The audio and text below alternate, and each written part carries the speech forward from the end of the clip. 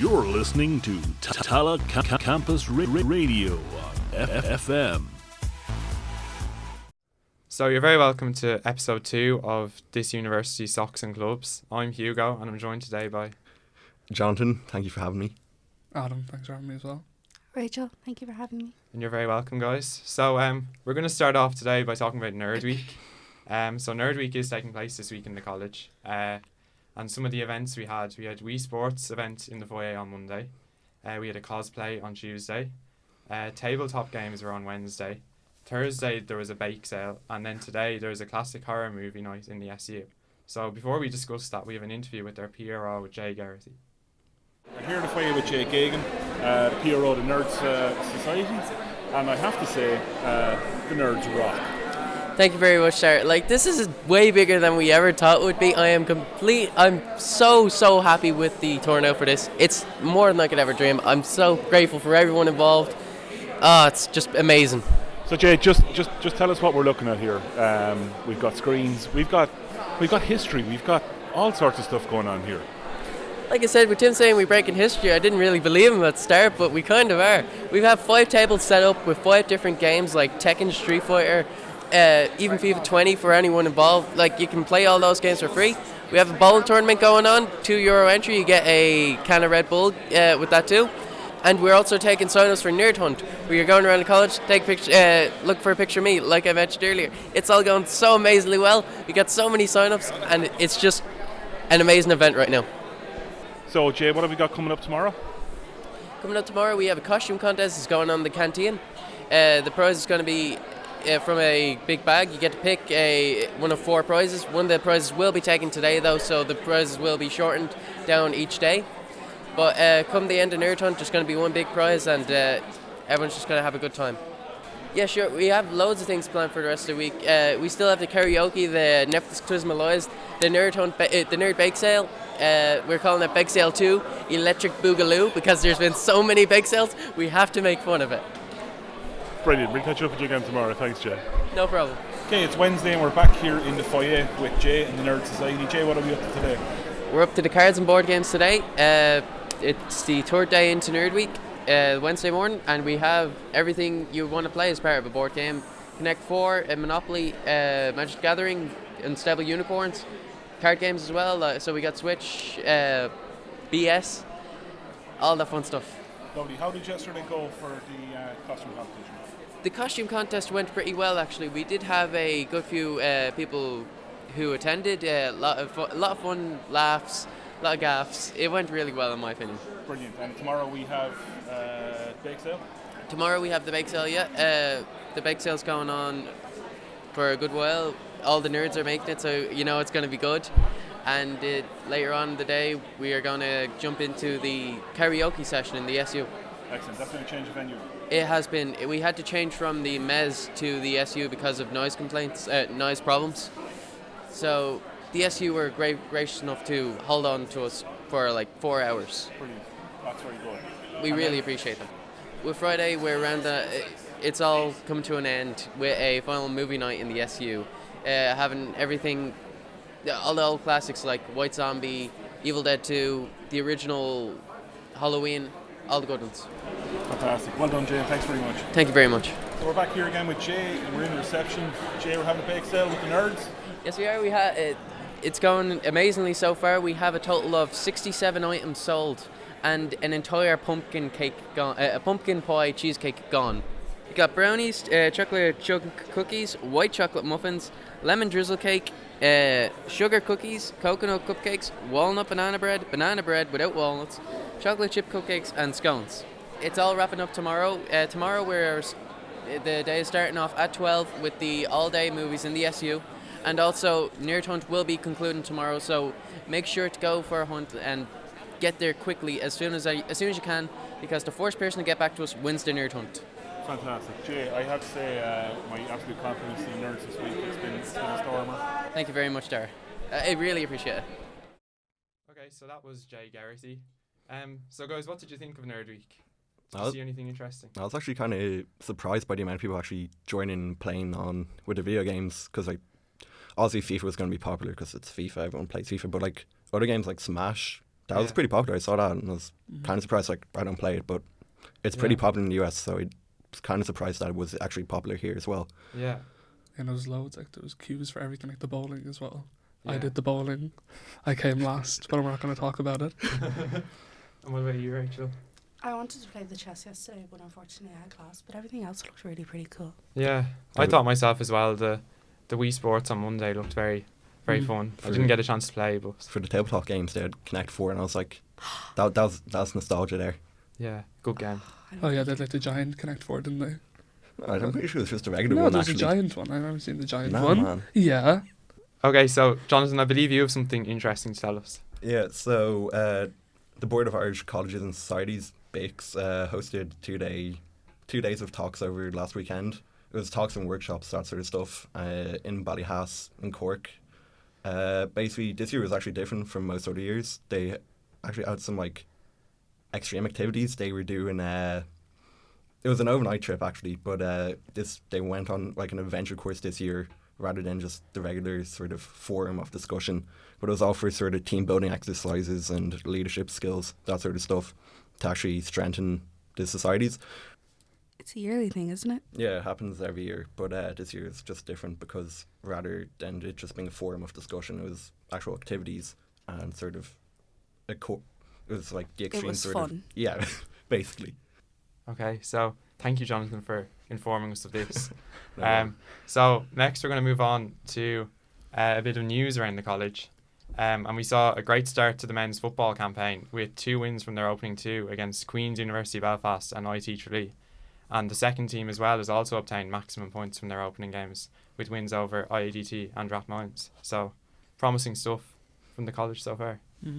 It's actually encouraging considering like obviously it's not a newly developed team because like it's been in college before, but it's still a strong start. Like you're coming up against like 2 of the bigger colleges. Well, the first team was coming up against 2 of the bigger colleges on the island, so it's Yeah. encouraging to see. Yeah, and especially because we'd be considered a smaller college in terms of people in college, so Yeah, Yeah. smaller pool of players.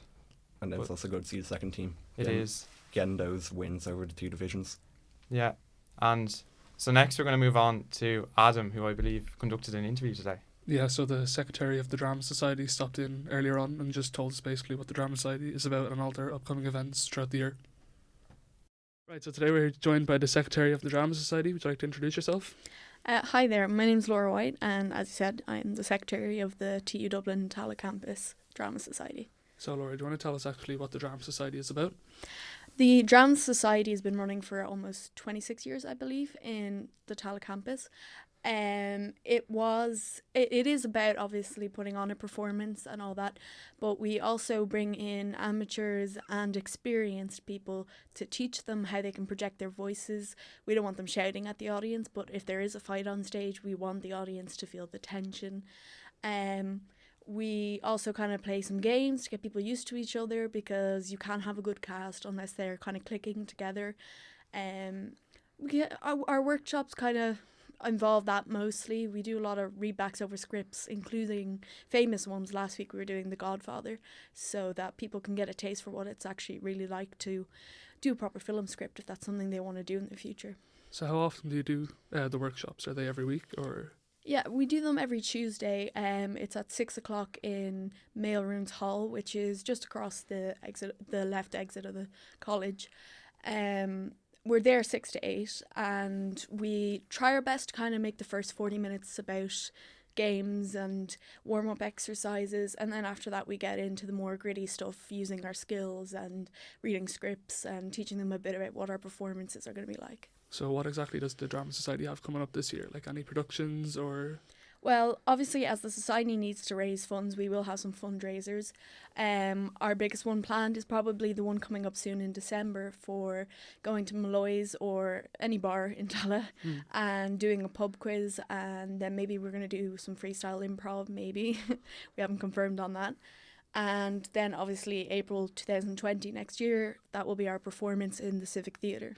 And what's that about then? Do you have any idea, or do you have like a script yet? So, unfortunately, in the past years, we've had to pay for scripts that have been copyrighted. So, luckily, we have an alumni who did CDM, which is Creative Digital Media, like myself. And she has wrote the scripts for us for the past 2 years. So this year she came up with a new one, which is about a winter storm in Dublin and how it impacts all these different groups of people. All right. And just to remind everyone again where you meet and what day of the week. So it's on Tuesdays, 6 to 8 in Mailrooms Hall, but we do meet in the main foyer on Tuesdays to help people in case they're not sure where it is. Thanks so much, Laura, for coming on and telling us about the Drama Society then. Thanks, it was a pleasure. Okay, so that was Laura from the Drama Society. So Adam, I believe you're a member of the Drama Society, so could you tell us a bit about that? Yeah, I actually haven't been to any of them yet, but I will be attending. Basically, from the interview, what she said, it's really interesting, like getting involved and stuff like that.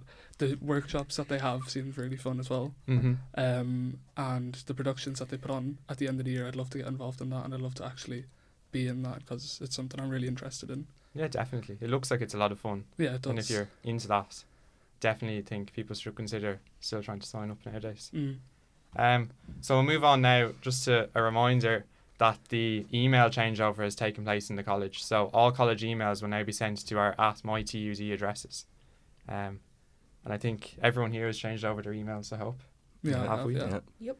That's good. So Already getting emails about lateness for TV production, but it's fine. So there's an easier way. Instead of having to log on to Google all the time, you can just download the Outlook app on Play Store or Apple or anything, sign in, and there you go. that's a useful tip, Adam. So It is useful. thank you very much for that. Yeah. And another reminder, a college-related reminder, that if you're paying your fees in instalments, that the next instalment of 25% is due by the end of this month, 31st of October. And that's where my paycheck is going away. So Yup, Susie. we move Seriously, on. all the way, yeah. We move on for the now regular slot, it seems, to talk about the buses. And following on from my little go-ahead rant last week, we now see that Dublin Bus have been fined 165 grand after more than 50% of services failed to meet punctuality targets. As they should be. I was nearly not here because of the buses, which would be such a shame. What a shame. I just don't think 165 grand is enough No, of a fine. no, definitely not. But I think it's interesting to see that the go-ahead were only fined 30 grand for the same thing. But It's interesting. to see. Because they're British. The thing is, it's the government finding the government, though. Like, obviously, it's not really going to be that much of a problem for them. It's just money going around. Yeah, absolutely. I don't think they would be as, like, harsh on go ahead because it's private. Mm-hmm. It's just to encourage investment, if anything. You can slap it on the wrist, but it's not going to do much. Yeah, absolutely. But then finally, the last piece of news for today was from Domino's, and Domino's pizza deliveries could be in doubt for the Tala area as a delivery driver was attacked in the Homelands area at the start of the week. And this is reportedly the 5th attack on a delivery driver in recent weeks. So has anyone experienced anything like this? Guess I'm never getting Domino's again. Because I live there. No, It's not a problem. it's just I think. stupid. Like, I'm not come entirely on, sure shouldn't where be I live. attacking delivery drivers. Like, Yeah, there's no need for it. it's bang out of order. It is, no, like, literally, like, they're just, like, why? Like, they're not really doing their jobs. They have to go to these places. It's not really their decision Yeah, what they do. yeah, and obviously, like, their Poor safety fellas. should be the number Literally. one priority for their employer. So you can't really blame them for stopping deliveries. So we're going to go to Jonathan now, who's going to tell us a bit about the Hen's Teeth shop, which recently closed in Dublin. So last Saturday we actually saw the closure of Hen's Teeth on Fade Street, and it's actually quite a big loss for anyone who's interested in graphic design, fashion, print, photography, that sort of stuff. Like, obviously people who are in CDM would be interested in that, but those in advertising would probably find it interesting because it's kind of a creative centre. But it's actually not all bad news. Hence, he will be reopening on November 7th in Dublin 8 location. They still haven't given a full address, but all we know is in Dublin 8. And it's actually kind of annoying to see because it's in a sort of wave of events with recent closures due to high rent prices or rejection of lease renewals. For example, the likes of Nowhere and the Bernard Shaw in Portobello. Like, it's all just for redevelopment's sake, I guess, because apparently there's rumours at least of redeveloping Fade Street into more hotels. Yeah, it's not great. It's not nice to see I mean, at least Hen's Teeth is reopening again somewhere else. But like you said, like places like Nowhere are closing for good, and it's never good to see.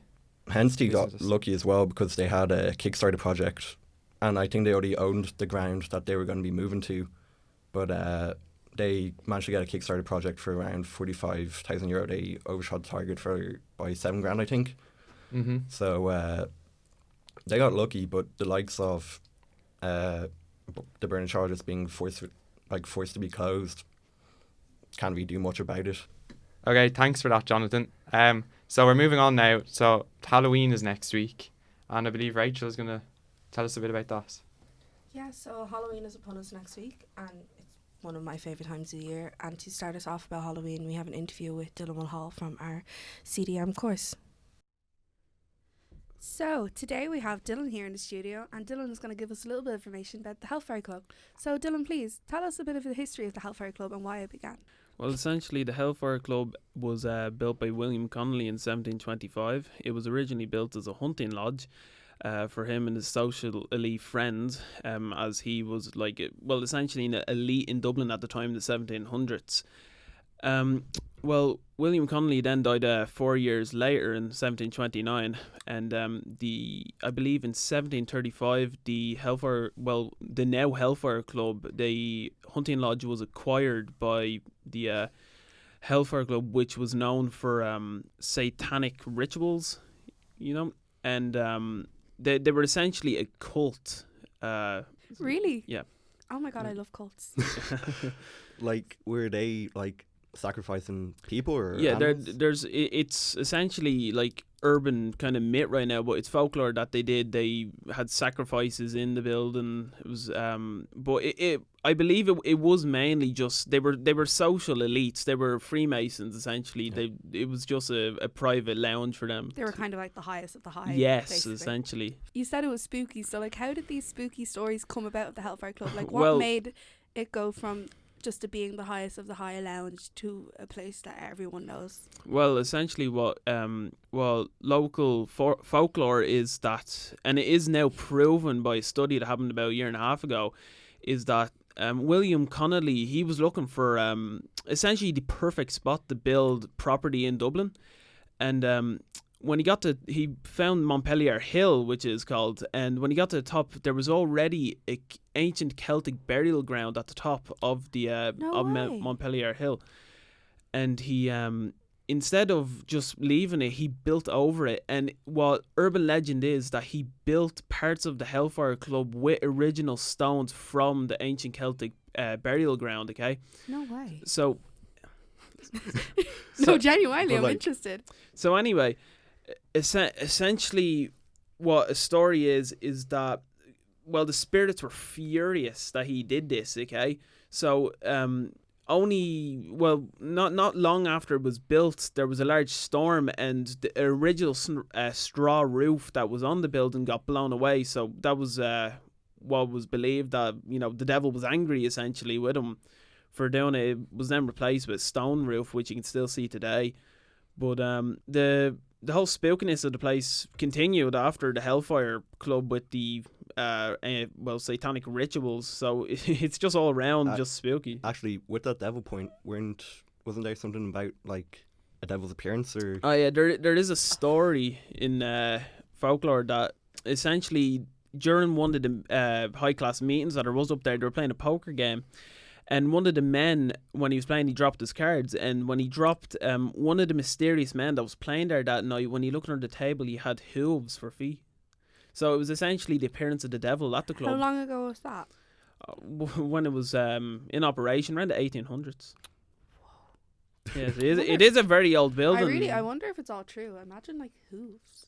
And you can go look for yourself. It's a very, very spooky place. When you're in it, dull, cold, dark.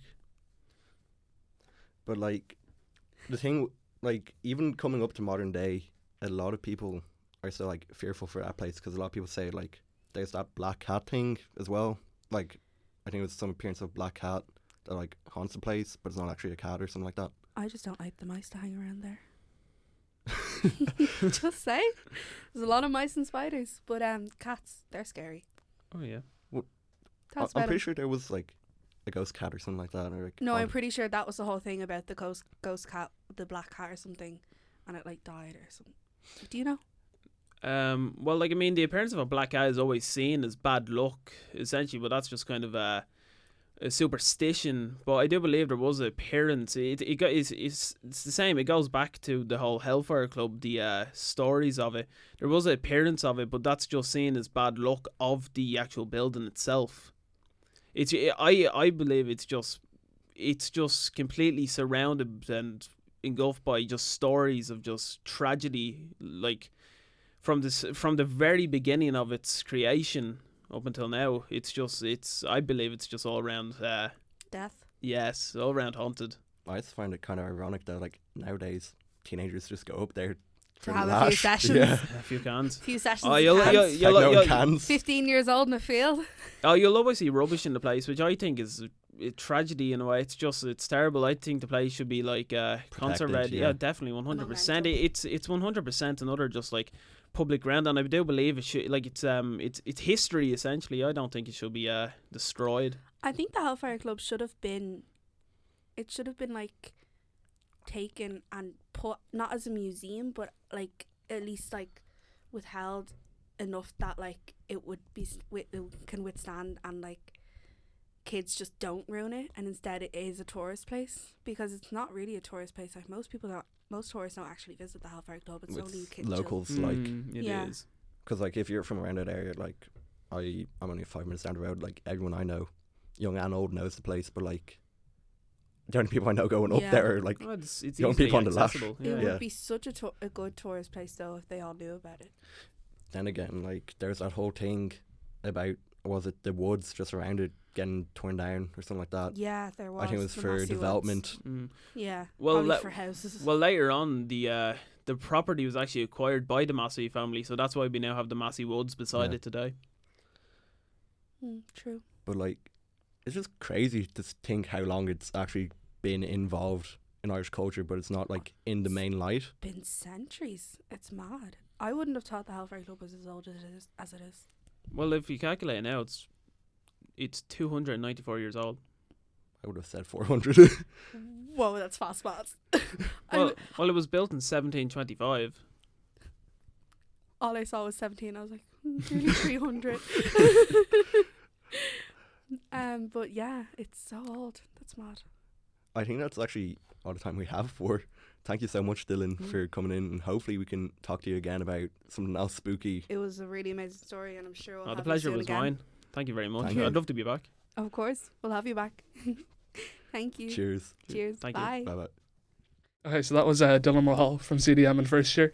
He seemed to be really educated about all the topics of the Hellfire Club and everything surrounding it. So to move on with more Halloween themed stuff, we actually have a few conspiracy theories here, which I'm sure everyone loves a good conspiracy theory. Of course we do. Right. So what So are we starting with, the first conspiracy theory is a lot of people think that the moon landing was a hoax and that it actually didn't happen. What do we think? I believe it. I don't Yeah. believe it. I'm going to be skeptical about it as well. I wouldn't believe it. When you look at the footage of the moon landing, you can obviously see that it was done in a studio. People think I that watched it was it done, in yeah. fifth year. Yeah, because there's no stars, people say, in the background, and the flag was waving. Oh exactly. my God, no But stars. I mean, it's real, like, you're reaching for it, but they also just think that NASA, because I know, NASA... like when you watch the footage back, like you kind of like you have some skeps about it. Yeah, but like the people say that because NASA and the Soviet Union were in the race to space, NASA staged the moon landing so they could basically win it. Propaganda's sake. And like, Exactly, yeah. Totes. But I see it as this. How did Russia get so many, like, lunar rovers Yeah. up on there before America ever did? Like, I wouldn't say it's fake. I mean, personally, I don't believe it's fake. I mean, like whether or not it was, they've been to the moon and we've been to the moon since, but it's just that one in 1969 is kind of like. And another one that... Next you're going to Yeah. tell me that Elon Musk on Mars isn't happening. like, another really reach one is saying that the reason why we haven't gone back to the moon is because there was aliens. Nah, And man. aliens told us not to come back, which I just think is stupid. Aliens are real. Well, they are real, but, like, they also didn't tell us, nah, you can't come here. Sis, you can't come back. So another one is a bit controversial, that 9/11 was an inside job. and that, Jet fuel doesn't melt steel beams. what do we think? George Bush did 9/11. Hugo? I'm not too sure, to be honest. I don't really question these world events in such weird ways. I mean, apparently other people do. Just they're saying that it was an inside job because they could hear I don't think so. bombs going off apparently within the first floor, and that's how it came crashing down. Hugo, your tinfoil hat fell off. Thanks for that. Yeah, no, I personally not believe either one of them, but a lot of people do. I mean, if people believe it, people believe it. But It was an inside I think job. it's all very far-fetched. And Tragic CIA, nonetheless. FBI, NYPD, Fire Department of NY, George Bush. You They're all believe inside it. They were all inside on Yeah, it. they all did it. They Okay. single-handedly did it. Single-handedly, all of them did it. George Bush blew it up himself. Okay, so our second last conspiracy theory is celebrities in the Illuminati. Do any of you know anything about that? Jay-Z, Beyonce, Are the all, leaders? yeah, they're Yeah. leader of, was it New World Order? Yeah, Is that it? that's what people think. That Jay-Z and Beyonce are the leaders of the Illuminati. And Taylor Swift as well is apparently really high Queen up there. Elizabeth is a reptile. Oh no, Taylor. Okay, and then our final one is something called the Mandela effect. Something called the Mandela effect. Everyone knows the Mandela effect. I don't. Enlighten me. Hugo, do you know the Mandela effect? I do not. So we have two people that don't know. So basically, It's probably not real anyways. when Nelson Mandela died in 2013, people think he actually died back in the 1980s. A lot of people remember him dying in the 1980s. And then that's how the name came from that. Because a lot of other things have happened since then. People remember it happening before, some sort of like deja vu thing. It's So very creepy. There's Yeah. a few like pop culture stuff here, things that Or- people think have happened. Is that not just like bad news reporting? As in like them No. saying Well, I Osama mean, bin if- Laden died about 3 No. times before he actually died. But I mean, if millions of people believe it happened, like the first one I have here is Yeah, like, but everyone believed when Osama bin Laden died for the first time back in like what, 2008? yeah, but like there's one here, like you know, Darth Vader. What's Darth Vader's famous line from Star Wars? I'm your father. Okay, well you got it. You got it. Everyone believes it's Luke. I am Everyone father. believes him saying, "Luke, I am your father," including the actual actor who played Darth Vader. But that's just bad. But he never acting. said Luke. But he never said Luke. He was on an interview and he actually said that the lines were, "Luke, I am your father." Okay. Another one from Snow White. What does the Queen say to the magic mirror? Mirror, mirror on the wall, who's the fairest of them all? But no. Oh. Rachel knows this one. It She says- doesn't say mirror, mirror on the wall. She, She says magic mirror Oh. on the wall, Okay. which Wow. is a bit of like a what the what like it's mirror, mirror. Well, it is a magic mirror. Like it talks. I know, but like, if more than like half the people believe it's mirror, mirror, where the hell did magic mirror come from? If that was real, like It's not enough diehard fans. Telling So- you that now. Has everyone here also seen the movie Jaws? Once when I was about 8. I actually haven't. Do you know the famous line from that about the boat? No. No. Well, the line is, "We're gonna need a bigger boat." Oh, I know that. You know that, everyone knows that. But instead of that, it was actually, "You're going to need a bigger boat." It's been on like T-shirts and merchandise and everything, but it's always been, "You're gonna need a bigger boat." My favorite one is the line from Forrest Gump. Do Yeah, you know the life is like a box of chocolates? yeah, but it's actually, life was like a box Yeah. of chocolates. And like Wow. even I remember, even when I watch it, I still hear life is like a box of chocolates. Exactly. And we're gonna finish off on a popular song from Queen, "We Are the Champions." How does that song end?